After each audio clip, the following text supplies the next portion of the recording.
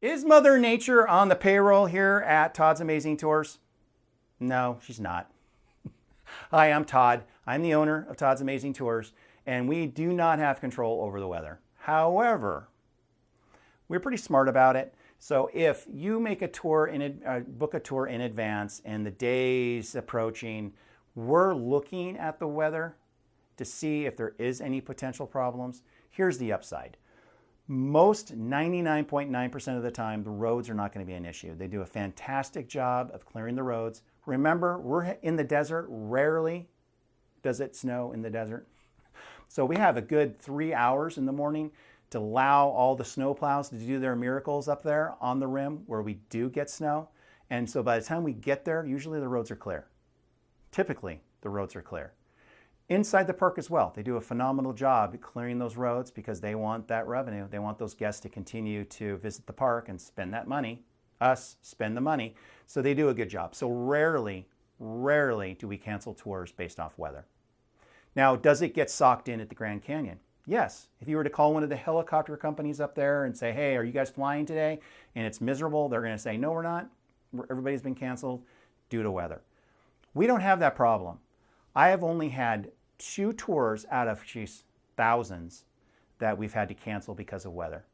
And it was really because the storm was so late in the morning hitting that I didn't feel comfortable guests getting into one of my vehicles and taking the trip because I just didn't think that the roads were going to be, they hadn't enough time to clear the roads. And it was actively snowing, continuing to snow.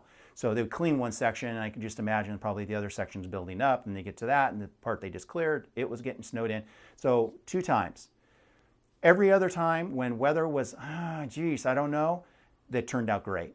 The canyon's 277 miles long. It's a mile deep.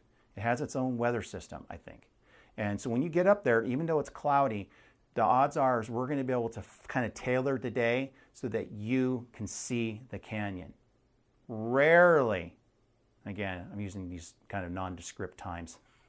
I can't tell you because there's so few. Less than a handful of times have we taken a tour up there and it been socked in to the point where from the ground perspective, you couldn't see into the canyon. And out of those times, it's cleared enough to where the guests were like really excited to see the canyon. It cleared up enough to where they were happy. So I guess that would be 0 times that we've had unhappy clients because of weather and 2 times that we've had to cancel. So that the odds are really great that weather is not going to be a huge issue. Now, snow. They get the roads cleared. We're on the way up there, having a fun time up. Maybe stop in Sedona. Hey, it's beautiful there, kind of snow in there because they're high enough to get snow there. And you get to the canyon and there's snow all over the ground. Is there an advantage to that? I think so. Some of my best trips is when there's been snow on the ground. Because imagine a gigantic ditch, the Grand Canyon, and a bunch of different colors of stone, which is beautiful. But imagine on every little rock shelf, a little bit of white.